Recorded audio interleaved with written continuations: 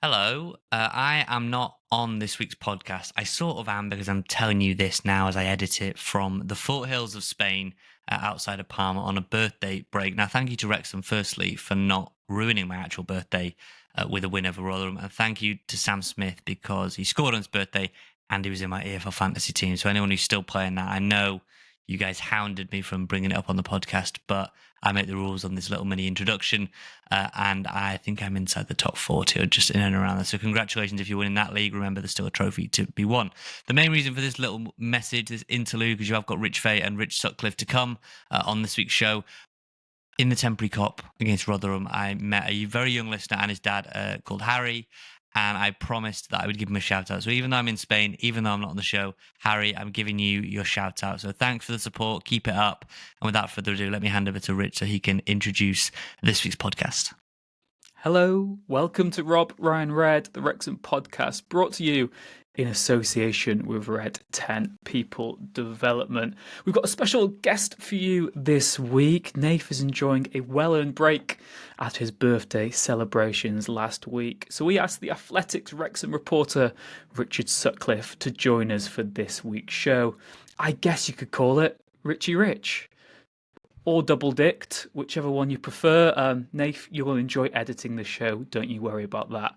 On the episode, we discussed the last few matches, his thoughts on the season so far, and what we think will happen in the run-in. 10 games left for Wrexham after the defeat to Reading on Tuesday night. We, of course, do talk about that result. We talk about Reading, Rodriguez, and the possible return of Paul Mullin. And thank you very much to all of you who have got in touch, as always, on the emails, robryanred@gmail.com, or you can get us on our website. There's a contact us button on there.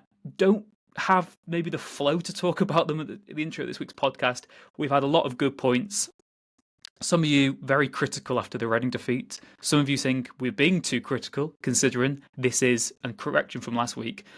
On course to be, I think, our 7th best ever finish.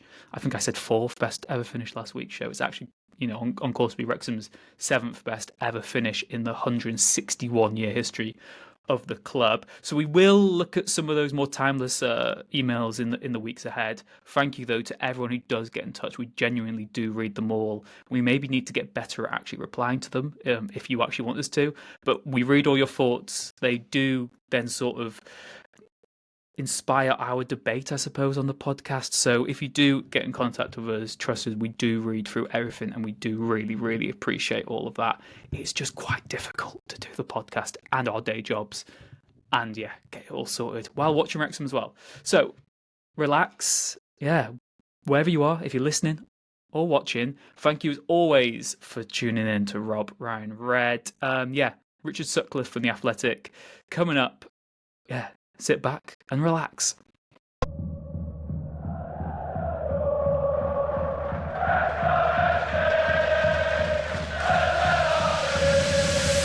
Rob Ryan Red.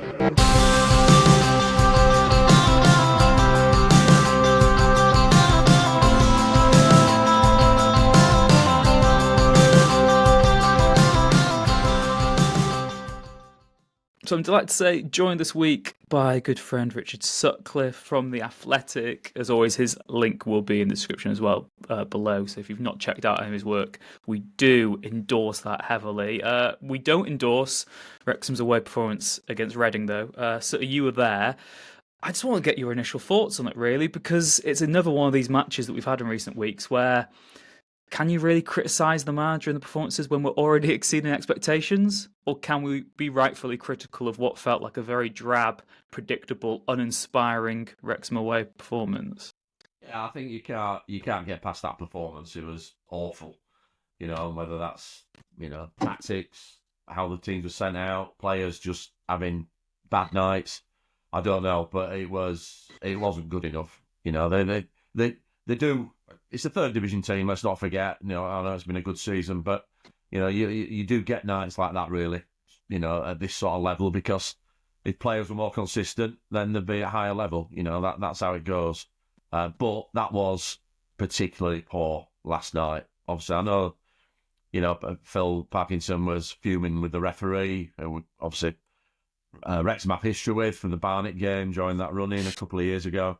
I've only seen the brief replay we got on the penalty, which looked a bit soft, but even so, when Ryan Longman's your best attacking threat and he only comes on with 20 minutes to go, then I think, and when the opposition did out 10 men, I think that says everything about the performance. It just, it was one of those nights, but it was pretty miserable, and there's a lot of effort went from a lot of people to get to that game, 750 at the game, it's not an easy place to get to, and, Reading are a young team, and they're nibbling away at the playoffs, but they just had that, they weren't great, I didn't think, but they had desire, and that shouldn't be the case, I don't think, at this stage of the season. No, that is the concern. We'll look into this sort of 10-match running now for Wrexham as well, maybe towards the end of the podcast. The penalty for me, I did want to be irate about it, but then I thought back to that one we got at home to Mansfield last season, where Barney was fouled well outside the box. It got given, and part of me wants to say, well, these things do even up. He's put a challenge in there, whether he thinks it should be no free kick at all or he thinks it should be a free kick rather than a penalty.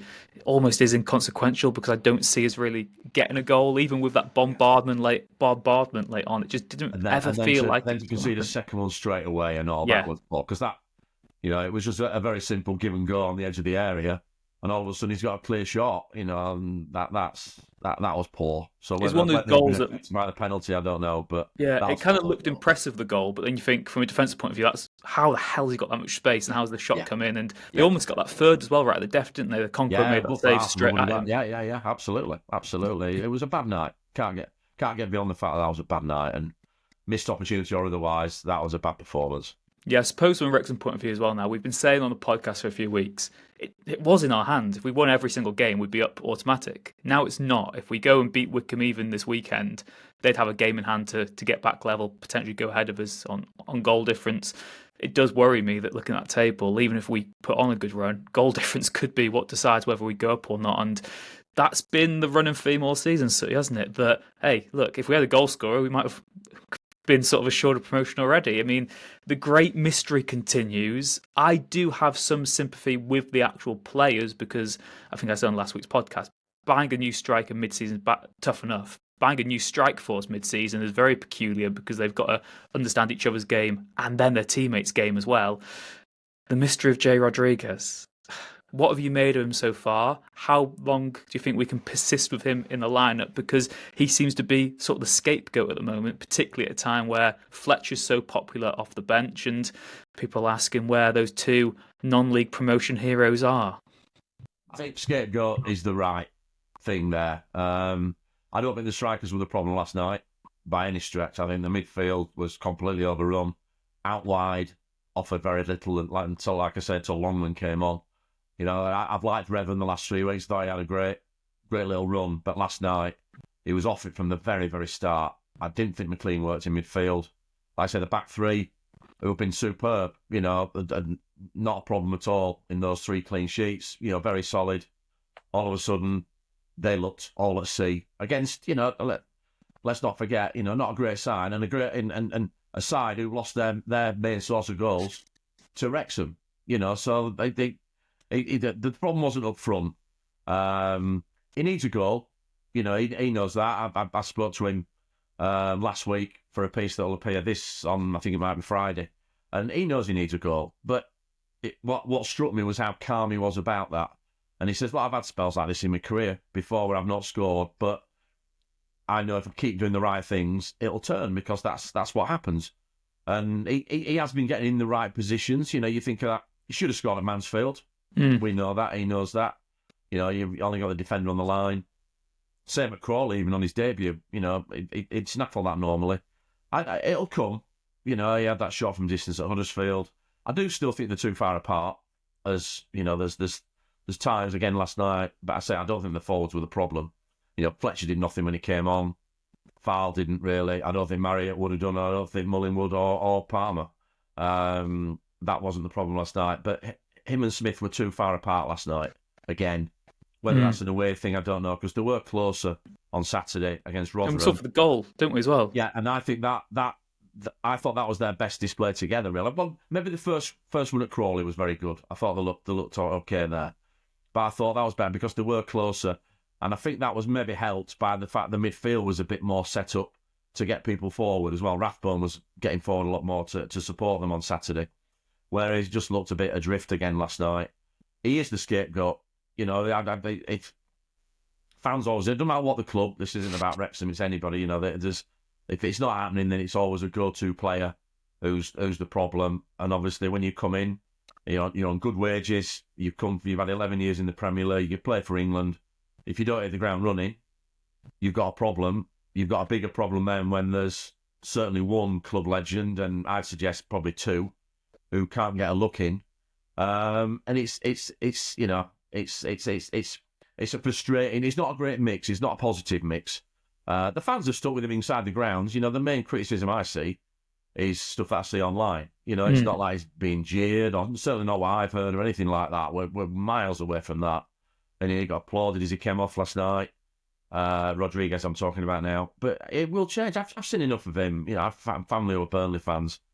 And all right, he's slowed down, as you would do at 35. But he's got enough to do it. And I like Smith. I think, you know, Smith does what you really want of a striker, what Mullin's done all this time, in getting behind. But he needs the ball to get there. He needs the service. There's absolutely zero service last night. It was all, you know, till Longman came on. And then, to be fair, they should have scored. You know, Fletcher, and I love Fletcher to bits, he's a cameo player. There's that ball when he gets put inside, just a rolled pass from Longman. Normally, he kills that ball and he's got a great shot. He went to kill the ball and it went 4 yards forward. So he's on a terrible angle and then he skies it over the top. And you knew then the night was over for me then. I think there was about 5 minutes left. Because I still think if they'd have scored, Wrexham would have scored with 5 minutes to go, it'd have been a belting. You know, they're down to 10 men. They're hanging, you know, they've got that deep. They're all fuming over the red card, which I can understand. You know, it was a strange one, I thought, from the ref again. Again, I've not seen the rest of all the replays with the first booking, all like that, but it's a strange one. But I do, you know, I hope he doesn't become a proper scapegoat, because that's the way we seem to be heading at the moment. He's a class footballer in the same way that Stephen Fletcher's a class footballer, because he's been at the very top level. And we've seen flashes. People who've made their mind up won't agree with me there, but I think we've seen enough he's got a big part to play in this running. And, you know, he's going to start, because you can't start Stephen Fletcher. Yeah. He's not up to it. He'll admit it. You know, whenever you speak to him, he always praises the manager and the medical staff, because they're managing him through. You know, we saw at Stevenage, he doesn't make the impact. I think it's 2 games he started the season. Shrewsbury, and he scored, and Stevenage when nothing happened. He has to play that 20-minute role. That's what that's what he's there for. So I don't see the alternative at the moment. I really don't. And I get the elephant in the room. There's 2 guys who got 54 goals when Wrexham got promoted from the National League. I sat at home watching the game, but I'd persevere with these 2 up front, because it will click and it will happen, I feel. Yeah, I think, like you said there as well, there's 2 interesting points on Fletcher in particular.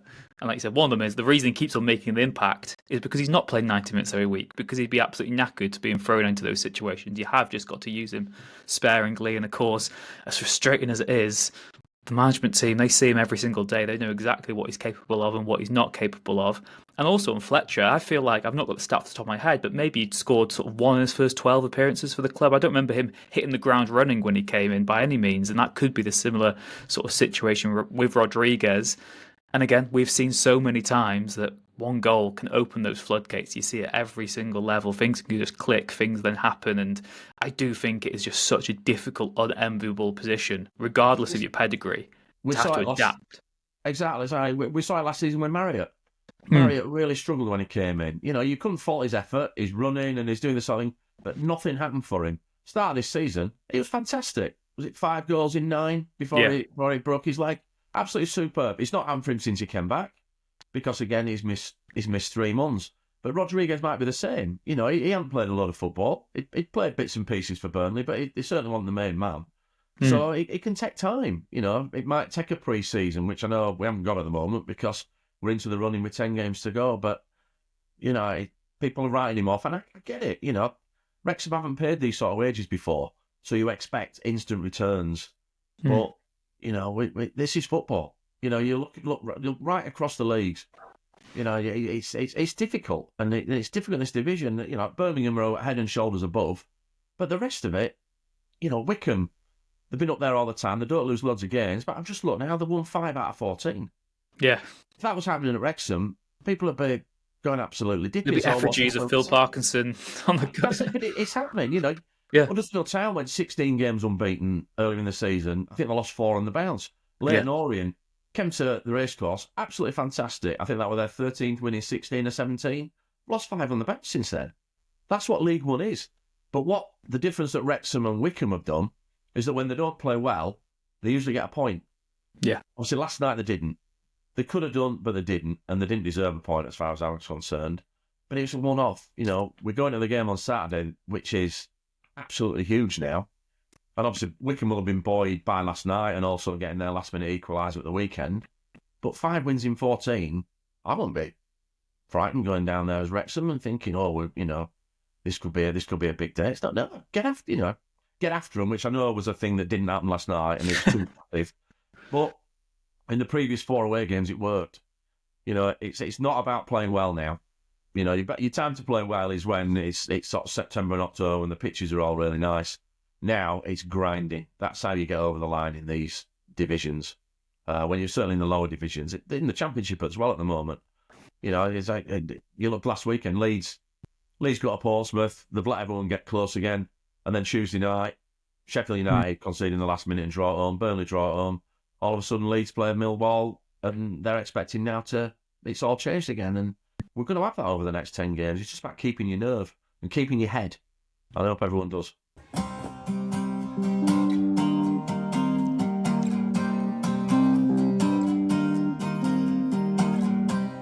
Ryan Red. Yeah, again, psychological advantage you could get if you get that result this weekend. Certainly, just to avoid defeat would be monumental because, spoiler alert, Wrexham and Wycombe will both drop points in this run-in. That is certain. Neither of them's going to go on that 10-match winning run. Obviously, Wycombe have that extra game as well. 5 or 6 wins might be enough. 5 or 6 wins might be enough at this stage. I was going to ask you this. So Wrexham have a possible. You don't have to have done A-level math for this, but 30 points available from those last 10 games. Yeah, do you have from your point of view, would you have a target in mind of what you think they've got to get? Because I was trying to work this out, and like you said, everyone's got to be playing each other. Their running is horrendous, Wycombe's as well. And I think if we can get through these next few games, even if we are maybe just in touching distance of them, we could have the chance to go ahead. I think you might only need to get sort of between 18 and 21 points, and that could still do it. Yeah. What we're on now is 68, isn't it? So yeah, that'll take you up. What we're talking there, 80. Yeah. I must say that I did only do A-level math for 1 week, and I got kicked off the course. I gave up at O-level, so you've got an advantage on me there. But usually, the form to get you up, I know Parky always follows this, is 2 points per game. If you average that over a season, you're unlucky if you don't go up. And again, it's another thing worth noticing amid all the outcry about last night and the ongoing thing about Smith and Rodriguez. Since they came in, Wrexham have got 16 points from 8 games. That's 2 points. Whatever people think of the performances and Huddersfield and Leyton Orient and things like that, that's promotion winning form. Is that? And if Wrexham can get 20 points out of the last 10 games, then yeah, they're up. Yeah. I can work that out. 88, we've got that one now, sort of thing. So, you're probably looking 87, 88. Yeah. And it's so close, which makes it so frustrating when things like that, like last night happened, or Tuesday night. But it's just keep your heads. Everyone keep your heads and just see how it plays out. And if we can make it, they deserve it. If Wrexham make it, they deserve it. I don't see anyone else coming through. I think it's a 2-horse race for that second spot, and then everyone else is scrabbling around behind them. And again, so the thing that this all boils down to is at the start of the season, I thought 10th would have been a good finish. You thought upper half would have been a good finish.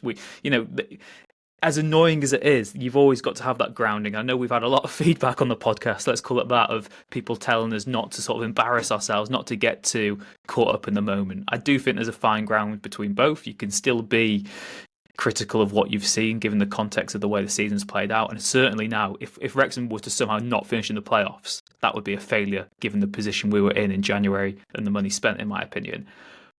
But, we do need just to back this team because they are third in League One. As we said on last week's podcast, I think this would be our sort of 6th or 7th best ever finish in the history of the club. And this kind of was what we wanted at the start. When that takeover was announced, League One, contended for promotion, bite your hand off at that. That would be right up there with the most successful Wrexham teams of all time.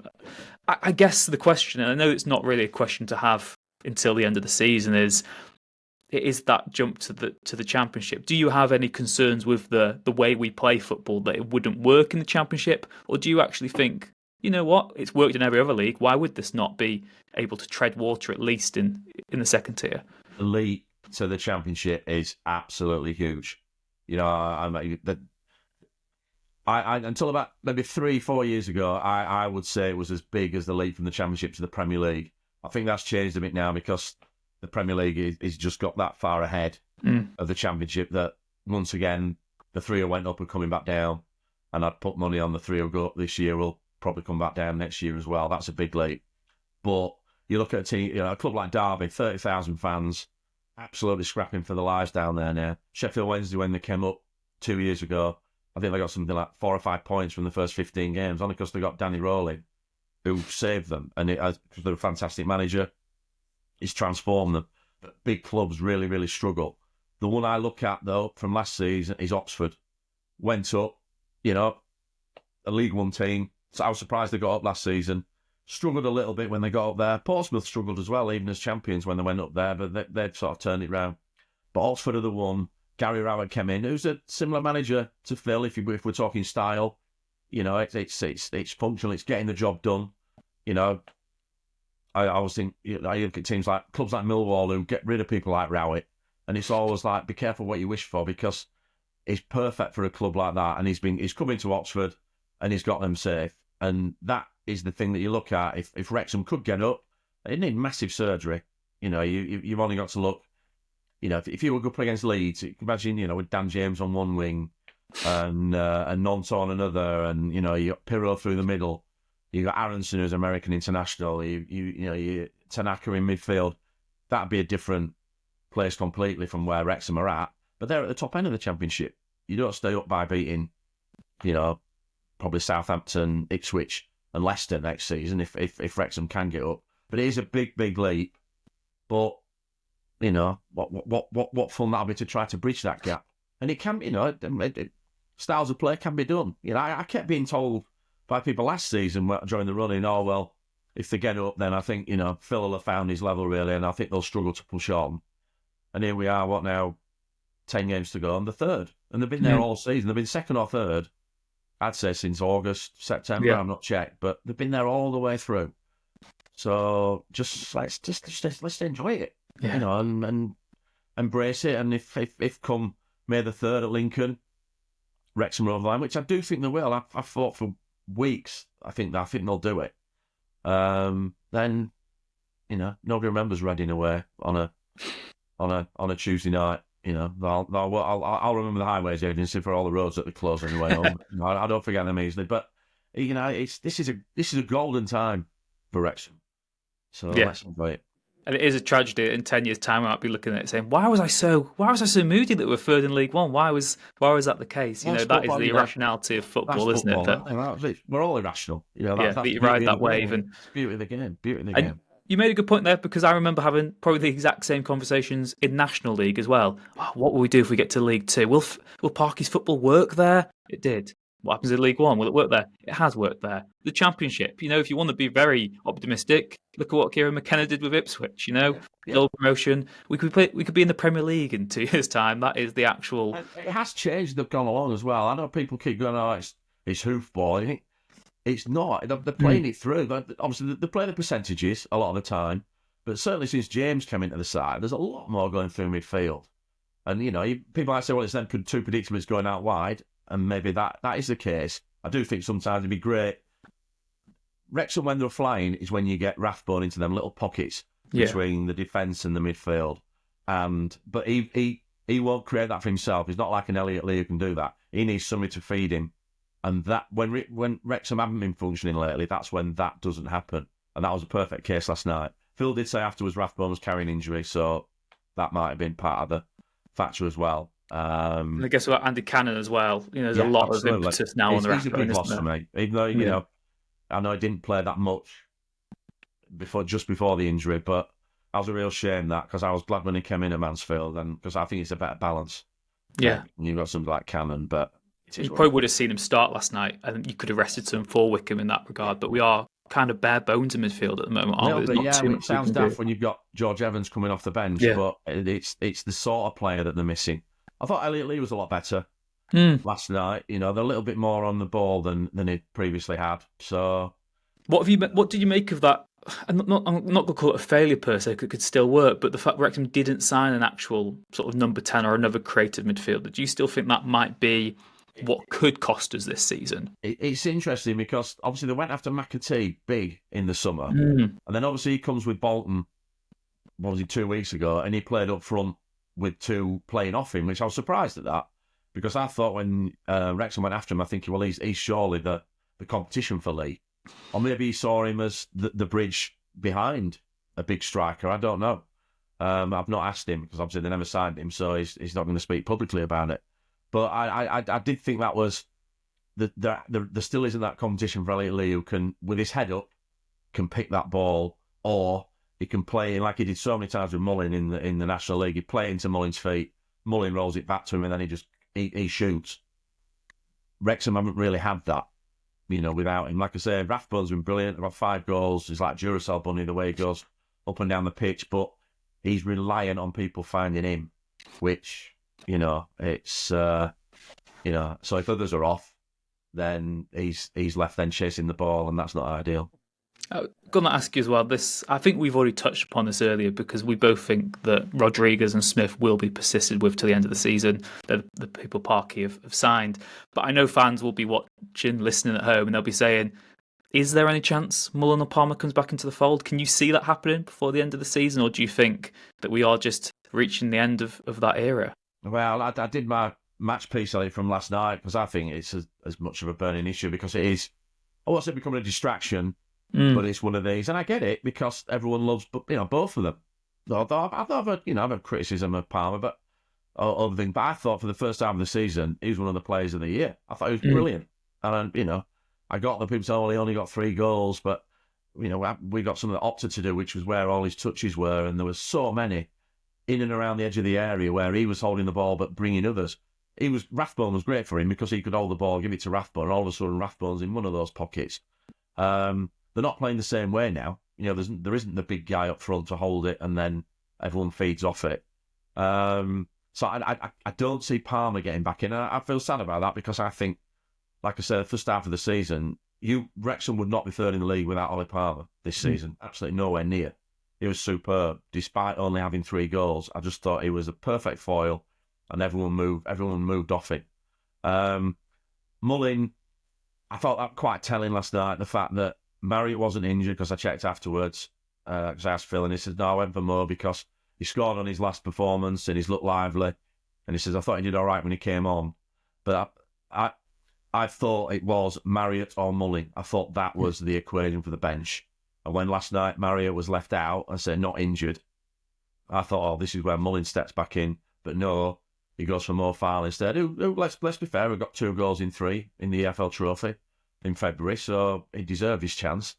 But the very fact that you've got Mullin and Palmer are both at home when you decided to shake up your front 4, your 4 strikers, I think that's quite telling. But as I said in my column, you never write him. I wouldn't write him off. I wouldn't write off. You could only be one injury. You're back in, and we know what he's like with a script. Nobody writes better scripts than Paul Mullin. And he could come in and he might get the 2 goals that get you over the line, in April or something. So you never discount him. But I have to say, we're on a road where you see the end is coming, I think, for both of them. Which would be sad. But obviously then in the summer, and again, another point I made, Mullin's not had a pre-season for 2 years. Yeah. So if he That is has huge, isn't it? pre-season next year, he could be flying again come August, whether that's League One, whether that's in the Championship, if Wrexham have got up. It'd be harsh to judge him on the last 2 seasons. Even though he got 24 goals last year, it didn't really get going until March. He got the hat-trick against Accrington after scoring at Forest Green on the Tuesday when he'd struggled. I think it was 650 minutes without a goal. And then he was brilliant in that run. And I thought he's gonna light up League One. I really did. But then obviously he had to have the back surgery. You miss another pre-season. That's not easy. So maybe with the pre-season he'll be fit and firing and he'll be superb like Marriott was. Like I say, Marriott finished last season. Couldn't buy a goal until that Forest Green right at the end. I'd never write Paul Mullin off, but we do seem to be on a road where, and even legends have shelf life. Again, the thing I've said in the column, Phil Parkinson had 11 years at Reading. He's been voted their favourite midfielder of all time. There's even a sign of him over in the corner, 5 Parkinsons, as though the midfield was just made up of 5 Parkinsons when he was there. But in his final season, I think he made 6 sub-appearances. So even being a club legend, as they were chasing promotion to the Premier League, even he'd fallen out of favour. So it happens. It's just, obviously, it's happening now when goals have been becoming a bit of a problem. But then Mullin's got 3 in 12 minutes. He's not been on form. He's got a fantastic goal against Blackpool. And I'm not a massive fan of XG, but his XG is something like 6.7, 6.8. But that suggests he should have another 4 goals from the chances he's had. And it's not happened. Which compared to last season, I think he had 24 goals and an XG of 16. So that showed he was taking half chances. And it's not happened this time. But like I say, it might happen next year with a full pre-season, but the way we're going, and it is sad, but the it's time football, isn't it? Yeah, it's life. You know what I mean? It is. It's people get replaced.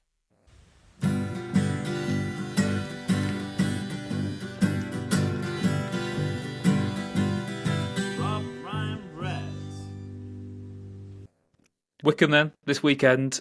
We need the response. Part of me, trying to be maybe too optimistic, always thinks that after a defeat, that's exactly what we need. I always look back to that Halifax defeat, and I don't think we beat Notts County without that. Genuinely, I think that played such a big part in getting that performance. Wycombe, it's going to be another testing one.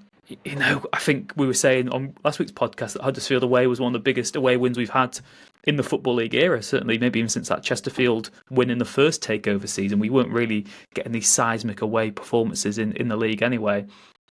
This has got to be the toughest game we have left this season. The table tells you that, second away in the league. But as you said, Sutty, Wycombe maybe not the beast that they look to be on paper. Maybe Wrexham aren't either. That might be what they're saying. But yeah, what do you think going into this one? Do you think Parky will make any changes? I certainly think he might put McLean back at left wing back. But what else do you think can be done, and what do you think will happen? Because I actually gave a member of Wrexham royalty a lift home last night, Andy Yem, who obviously has missed fantastic. 8 games in 46 years. And the dedication he's got. So he's working in the North East this week, so he had to trail all the way down to Reading, back up north for his job, and then he's obviously back to Wycombe on Saturday because he just doesn't miss a game.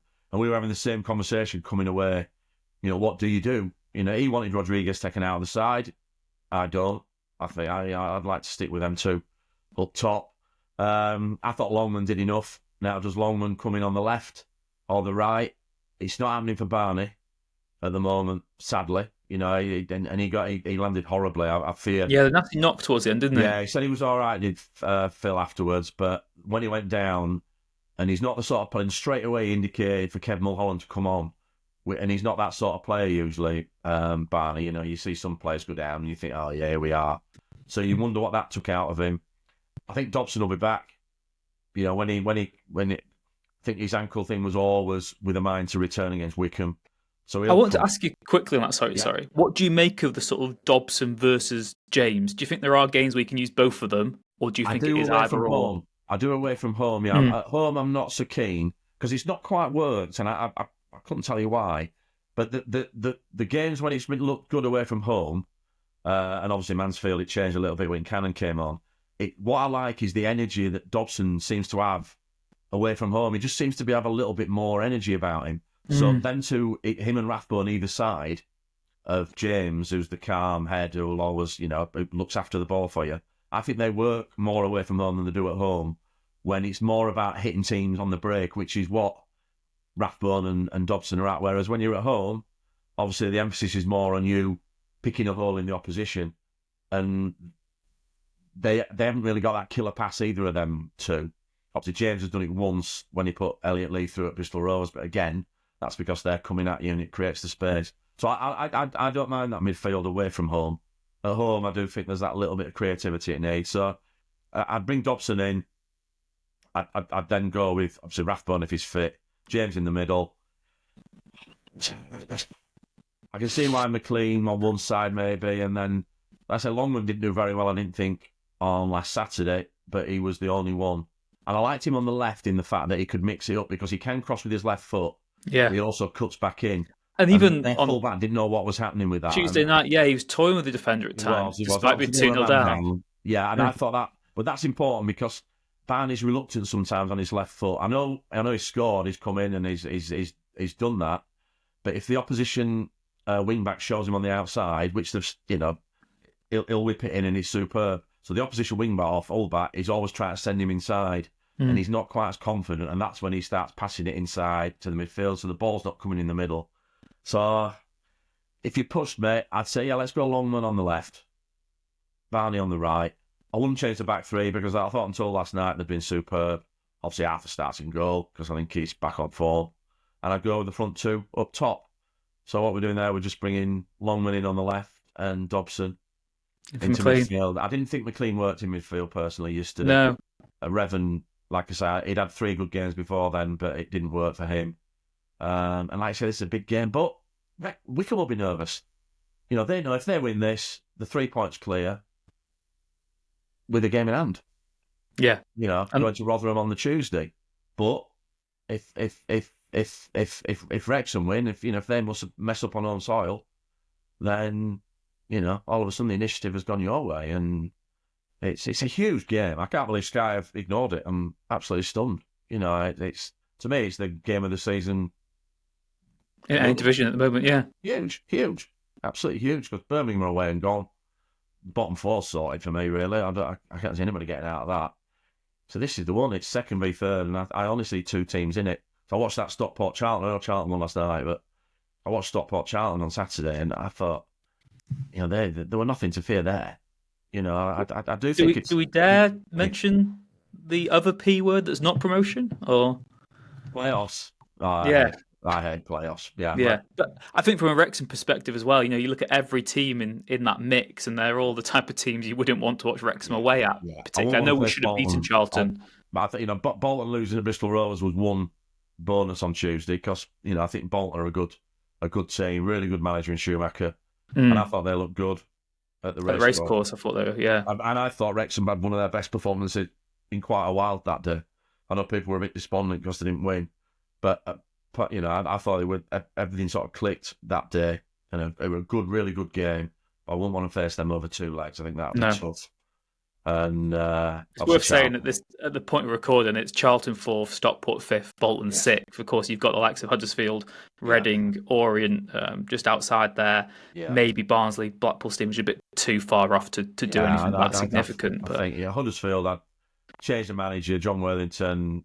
He's had a good impact as an interim manager in the past, and he's got it till the end of the season. So I could see them sneaking in there. They've spent a lot of money.